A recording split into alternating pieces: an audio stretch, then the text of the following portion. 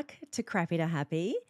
Such a pleasure to have you here. I have been on a boat in Croatia for the last week and it was delightful. And if you've not been to Croatia, can I say I highly recommend you add it to your list of holiday destinations. If you're visiting Europe anytime, add it to the list. We did a little sailing trip from Split to Dubrovnik and stopped at about five or six different destinations along the way. The most crystal clear blue water I have ever seen. There's photos on my Instagram, and it was just relaxing and sunny. And I went with my daughter and we had a great time. I'm back now and I've got a few things I want to talk about, but the main thing I want to talk about today is relationships. This seems to be the hot topic of the moment. Now, when I say relationships, even if you are not in an intimate relationship, I think what I want to share with you today is really helpful and really relevant to all kinds of relationships, but particularly your closest relationships. So the people who are closest to you, your best friend, maybe a sibling or a family member, the people that are really in your inner circle. That's where this is really relevant. And obviously, partner, if you have a partner. I want to talk to you about this idea of what is called the Michelangelo phenomenon as it applies to relationships. This was an idea that was introduced by psychologists in the late 1990s, and it's really relevant, become relevant in like couples therapy as an idea and as something to apply in relationships. And it's just a really cool, interesting phenomenon. I was going to say theory, but it's actually a phenomenon. Like it's been proven in research to not only improve the quality of your relationship, but improve your personal satisfaction, improve your personal well-being. And it benefits both parties in the relationship. So let me tell you what it is. Now, like I said, if you're not in an intimate relationship, you might like to consider this in the context of close friendships. If you are in a relationship or if you are looking for a relationship, this might be a really useful idea to help you to assess the quality of the relationships, like the quality of the dynamics between you and the people in your life and how well they support you. And as always, I think these ideas are really useful for when we consider what we contribute to relationships. I think so often when we talk about relationships and relationship satisfaction, everything that you see and everything that you hear and probably what you even think in your own head is all about the kind of person that you want to be with, the kind of qualities you want that person to have, the kind of support that you want, the kind of, dynamic that you want to experience in a relationship and compatibility and all of those things. But we often think about what the other person is bringing and what we will get from that relationship, what we hope to get from that relationship. And we're not as good at thinking about what am I contributing or am I being the best partner that I can be. Now, this Michelangelo effect is named as such because it refers to the very famous quote by Michelangelo, who said that he doesn't create the sculpture, he chips away at the excess stone to reveal the sculpture that already exists within. So the item of beauty is already in there, it's already hidden in that lump of rock. And all he's doing is removing the excess in order that it can be seen and revealed. And that is what the Michelangelo effect is in the context of intimate relationships. The idea that the person that you are with has the capacity or they can behave in such a way that they support you to reveal the truth of who you are, your ideal self, your best self, that through their perception of you and the way they interact with you and their behaviors, they essentially help you to chip away at any kind of self-doubt or anything that's getting in the way of you being your best self. Isn't that lovely? Isn't that just a lovely idea? But it does require a little bit of clarification. I think we need to get pretty clear about the definitions here and what it is and what it is not. So the foundation of this idea is that we all have an ideal self. So the ideal self is not this perfect version of you who is 100% organized and self-disciplined and goes to the gym every day and eats all organic food and gets her 8 hours sleep and drinks plenty of water, and that perfect version of you who's always turning up on the 1st of January or on Monday next week. This like complete fantasy version. That is not the ideal self. When we talk about the ideal self in this context, we are talking about you being the truest expression of you, kind of fulfilling your potential, expressing your gifts, really being the best version of yourself. And we are all kind of wired for growth. I've talked about this before. We're all fundamentally driven to evolve and to actualize and to fulfill our potential and to develop our skills. And prior to this theory, this idea of personal growth had very much been viewed as an individual pursuit. It was something that you as an individual do yourself. You work on yourself and you set goals, or you work on your skills. And this is a kind of a personal, individual project.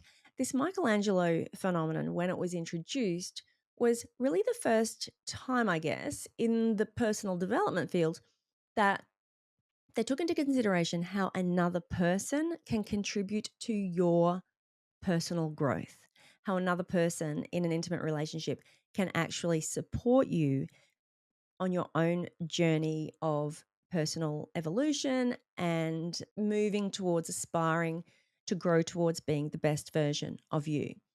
So the ideal self, it can often be about like thinking about what's most important to you and really aligning yourself, your outward actions with those things that you consider to be important in terms of how you live and how you prioritize your time and your energy, which might involve reprioritizing how you spend your time in terms of, I'm going to spend less time binging Netflix and more time reading books because I feel like that's better for me and it's better for my mind and it's better for my health. And it can be things like that that involve some degree of self-discipline, but it's coming from the perspective of really growing into being the best version of you, as opposed to the mentality, which I often warn you against, which is about this idea that I need to somehow be fixed or I need to be different, be better, laced with self-judgment, self-criticism, feelings of not being good enough and aspiring, like I said, to this perfect version of you that probably doesn't exist. It's always about checking in with your intentions. It can be things like if you have aspirations to create, if you have always held a dream that you'd like to write a book, or you want to learn an instrument, or you play an instrument and you want to perform publicly or join a band, or want to go back to university and study something that's you've always felt really passionately about, but you've never had the opportunity. Anything that you've feel like is really important to you and personal to you that for whatever reason you have held back from expressing or pursuing because of our own conditioning and our limited ideas and our self-doubts. We all have stuff that gets in the way of us pursuing these passions and dreams and goals, for example. So that's what I mean about the ideal self. Expressing the truest, best version of you, pursuing the goals that are really meaningful to you, acting more in alignment with the way that is your best self. The thing about the ideal self too is sometimes it can be like gifts that you don't even realize that you have, but somebody else sees them in you. Getting back to this Michelangelo effect, when you're in an intimate relationship or if you're in a close relationship with another person, then there are certain ways that that person can behave towards you, which will help you to actualize this ideal version of you. And there are three components to this phenomenon that have been identified by psychologists. And so I'm going to tell you what they are. So the first one is perceptual affirmation. Now, affirmation is just affirming your best qualities, affirming, validating, not enhancing, not telling you that you're the greatest thing ever that ever existed, that you're the greatest piano player that ever lived if you are wanting to learn the piano or you're currently trying to become more skilled at learning the piano. It's not blowing you up. It's affirming genuinely your potential. So the perceptual affirmation means just their perception of you in the words that they say to you, affirming this ideal self, acknowledging your strengths, really giving you positive reinforcement for those aspirations that you have for yourself. If this person close to you knows that You are really working towards being better at playing the piano. Let's just use that as an example. Playing the guitar, learning a language, being more confident at work, speaking up more at work, or being more available to your friends. All of these things that you might aspire to improve upon in your own life. Then this person is affirming those qualities in you, really encouraging your efforts, noticing, telling you that they see this, that they see the growth, that they see the improvement, that they see the potential, and they're really giving you that positive reinforcement. Now, the key thing here is that they are affirming the ideal self that you have identified. They're not imposing their version of the ideal self. That's a whole different thing, not so helpful. You have your own version of your own idea, your own concept of your ideal self, and they're affirming your efforts in that regard to move closer to being that ideal version of you. They're really encouraging and supportive and positive in their language and acknowledging in their how they talk to you that they see that in you. So that in itself, that's perceptual affirmation. They perceive the best in you. They're saying you're doing great. I really see the effort that you're making. It may even be that they are seeing strengths in you, like I said, that you don't see in yourself. That's what perceptual affirmation is as well. Now, this is not the Pygmalion effect, which is something different. Now, the Pygmalion effect is when somebody holds you to a high standard because they know that you will work harder to achieve it. So if a boss or a teacher or somebody in your life really sets a high expectation of you, like sets the bar high for you, and that has the effect of really causing you to work hard and make more effort to strive to meet that standard. That can also be a really positive effect, but that's not what we're talking about here. We're just talking about affirming the actual effort that you're making, the actual progress that you're making, and the idea that you hold for yourself, affirming that, yeah, like you can be that, you can do that. Of course you can. I see that in you. That kind of affirming language. Like, why wouldn't you want to learn Spanish and go live in Spain for a year? Like, of course you would. That makes perfect sense. Not telling you that's ridiculous. Don't be crazy. Like, that sort of negative and really undermining language. That's perceptual affirmation. Now, the second part of the Michelangelo phenomenon is behavioral affirmation. So that's when the person actually does something in their own actions.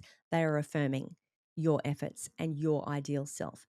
So if you working towards, I want less TV, I want more reading books, I want to expand my worldview, I want to go back to uni, I want to go back and study this thing that I've always been really interested in. The behavioral affirmation is somebody actively taking action that supports you in that, in your endeavor. Remember, this is all your goal, your perception, your ideal self, and all they're doing is validating and supporting that with their actions. So this is the person who goes out and picks up the brochure or does some research or sees something online and sends it to you and says, hey, you might like this. This would be really interesting because this is in line with what you are looking to achieve. So they're not just words, they're following it up with action. They're saying, yeah, look, hey, we're not going to watch TV 3 nights a week. We're going to have chill time and you're going to read your book and I'm going to do something else. Like, they're actually supporting you with their own behaviors. And then the third piece in this Michelangelo phenomenon is when the ideal and the actual start to come closer together. The gap begins to close. And that's because you start becoming more of your ideal self more of the time. You are actually genuinely making progress and moving towards expressing, being, living that version of you that is your ideal self. As a result of this person close to you verbally affirming you, holding a concept of you that is in alignment with what it is that you aspire to be, really validating that, then physically taking action and behaving in a way that is genuinely supporting you to implement that and to be that, then you start to take the action as a result of their belief in you. You actually start to change and the growth starts to happen within you. And the research shows that when this is in action, when this plays out in a relationship, then you, the person, feel a whole lot more satisfied, really satisfied with the relationship. You feel satisfied in life generally. You feel personally satisfied because you are making these strides towards growth, personal growth, and developing and becoming the best version of you. And the other person, also, interestingly enough, they tend to become closer to their ideal self. So we all hold some version of our ideal self, which relates to us being a good partner, being a supportive partner. And in your partner supporting you to become the best version of you, they also get this side effect, this kind of byproduct, which is that they also feel closer to their ideal self, which enhances their personal satisfaction and their relationship satisfaction. So is this really lovely positive feedback loop when it's all working together. So I think the really key thing to take away from this, because that all probably sounds very obvious once you hear it laid out like that. But if you think about what really happens in relationships, often there is an emphasis on trying to change things about another person. There, this kind of element of wanting to fix people or needing people to be different in some way, whereas this Michelangelo effect is really about affirming the strengths in the other person and affirming their strengths, like their idea of their ideal self. That's so critical. It's not the other person's idea of what is your best self or what you should be doing. It's not imposing their ideas on you. It's affirming your ideas, your dreams, your aspirations, your personal goals, what you want for yourself. And in order to do that, they have to know that about you. So it requires a certain level of intimacy and genuine curiosity for them to say, what do you aspire to? Like, what do you dream of doing? And how are you working to grow, or and how can I support you? So it takes knowing what your ideal self is, what your personal growth goals are, and then actually just validating that. Like I said, it's not enhancing, it's not exaggerating, it's just acknowledging and validating what you are doing and really reflecting back to you that, of course, that's possible. Of course, I see that in you. I see that for you. Of course, you can do that. Of course, you can be that. And then taking the action to support, not just words, action, putting that into motion. So that's the Michelangelo effect. And now that you've heard about it, you can no doubt see how it does relate to intimate relationships, but hopefully you can also see how this relates to friendships. Like, do you have a friend who is a little negative, a little critical, who cuts you down, who maybe is still holding on to like an old idea of who you are? And that can even happen in partner relationships, like an old version of you that they're still clinging on to, and they want you to stay that old version of you when you're moving, you're growing, you've got other things in life that you want to do and achieve and become, and you want somebody that's on the same page with that, that's growing with you.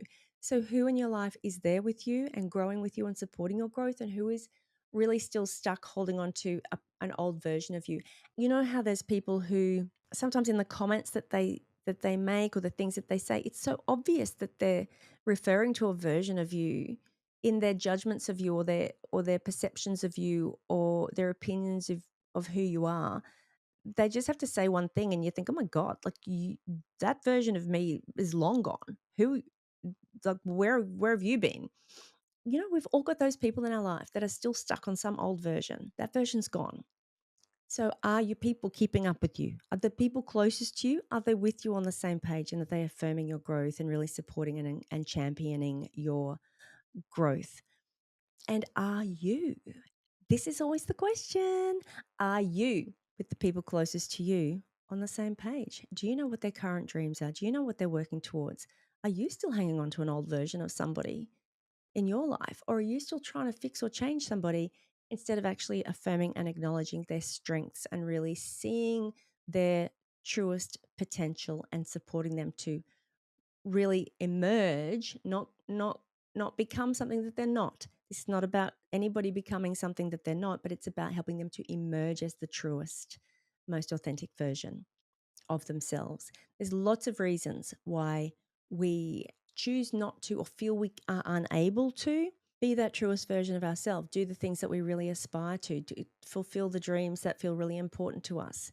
Personal circumstances, social conditioning, family messaging, lack of opportunity, limiting ideas, limiting beliefs about what we think is possible for us. Loads and loads of reasons why people have unexpressed potential, unexpressed talent, uh, creativity, ideas, skills, strengths, and we all deserve the opportunity to move forward and to step into what that thing is that is the truest expression of who we are. And if you can help somebody to do that, then that is a gift. And if somebody else can help you to do that, then appreciate that gift for what it is. And that is all I've got to say on that topic. I've actually got another relationship episode coming up, or maybe I'll space it out for a week or two so I'm not bombarding you with too much relationship content. But I do have a relationship expert who is coming onto the show. So maybe your challenge this week as you go forward is to consider whether you are being the Michelangelo for the people closest to you, and maybe do a little assessment of how many of those people you have in your life, or whether there's a conversation that you need to have with the people closest to you to see if that maybe you can be better for each other in terms of validating and affirming the best version of the important people in your life. Thank you so much for being here. I will be back next week, and I cannot wait to catch you for another fabulous episode of Crappy to Happy.